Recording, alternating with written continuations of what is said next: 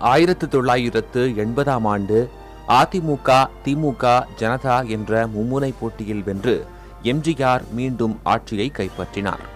இடதுசாரிகள் மற்றும் சிறிய கட்சிகளை கொண்ட அதிமுக கூட்டணிக்கு 48.9% வாக்குகள் கிடைத்தன. 128 தொகுதிகளில் வென்று தனிப்பெரும்பான்மையுடன் மீண்டும் ஆட்சியை பிடித்த அதிமுகவுக்கு 38.8% வாக்குகள் கிடைத்தன. திமுக காங்கிரஸ் கூட்டணிக்கு 44.4% வாக்குகள் கிடைத்தன. திமுகவுக்கு 22.1% வாக்குகளும், காங்கிரசுக்கு 20.9% வாக்குகளும் கிடைத்தன.